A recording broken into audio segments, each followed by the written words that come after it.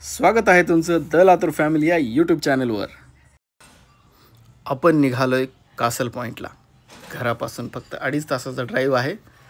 तर गणपती बाप्पाचं नाव घेतलं आणि हाणला आमच्या बंब्याला स्टार्टर आणि निघालो या अद्भुत प्रवासाला। दोन्ही बाळांना केलं मागच्या सीटवरती सेटल, सगळ्यांनी लावले सीट बेल्ट आणि निघालो सनाट। बाळांच्या पोटापाण्याची तर सोय झालेली होती आणि आम्ही दोघे या रस्त्यावरचा निसर्ग डोळे भरून आणि मन भरून पाहत होतो, परंतु पोटामध्ये होत होती गुडगुड। म्हणून पुढला स्टॉप घेतला पिझ्झा हटवरती।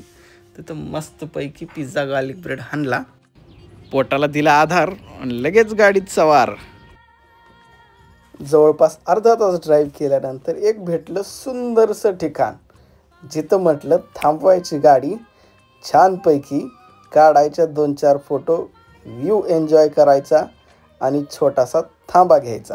लोकेशन तर काय जबरदस्त आहे बघा, एक नंबर हिरवळ, मोठलट शेत, त्या कोपऱ्याला तिकडे शेतकऱ्याचं घर आणि शेतामध्ये सगळीकडे लावलेलं असते कुंपण, त्याच्यामध्ये असते 50-100 गाई आणि मेंढ्या। गौमाताचं दूध काढायचं आणि मेंढीचं लोकर विकायचं, हाच इथल्या शेतकऱ्यांचा सर्वात मोठा व्यवसाय। शेतकरी मामाच्या शेताला केला रामराम आणि निघालो कासल पॉइंटला। आता म्हणलं कासल पॉइंट आल्याशिवाय थांबणार नाही।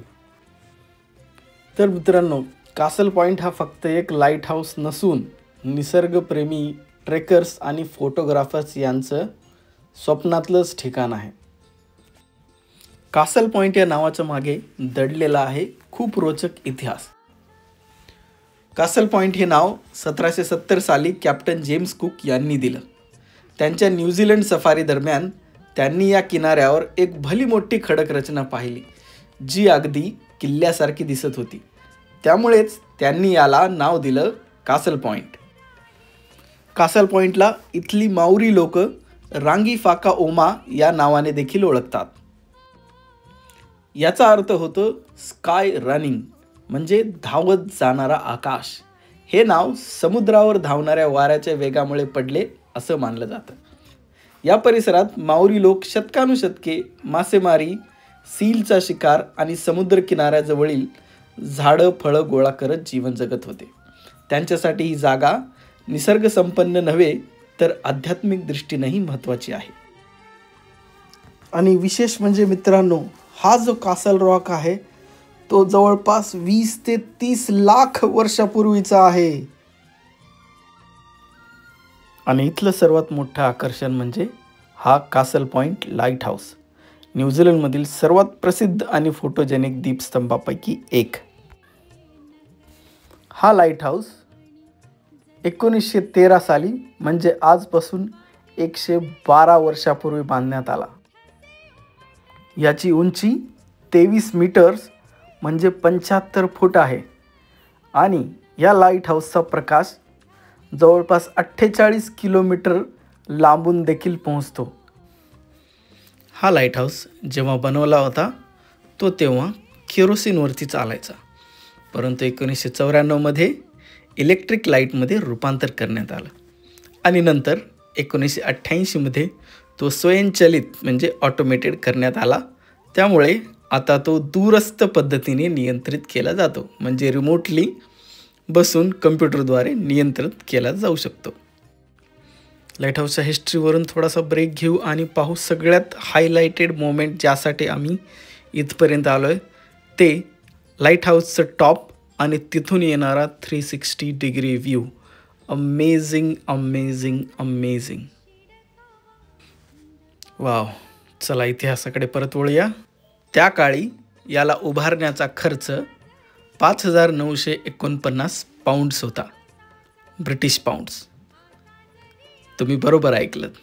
1967च्या अगोदर न्यूझीलंडमध्ये स्वतःची करन्सी नव्हती आणि ते ब्रिटिश पाऊंड्स वापरायचे, परंतु 1967 पासून इथे इथला न्यूझीलंडचा डॉलर आहे। त्यावेळेसच्या बांधणीचा खर्च जर आत्ताच्या किमतीत काढायला गेला तर आत्ताच्या किमतीचे जवळपास 7.5 कोटी रुपये।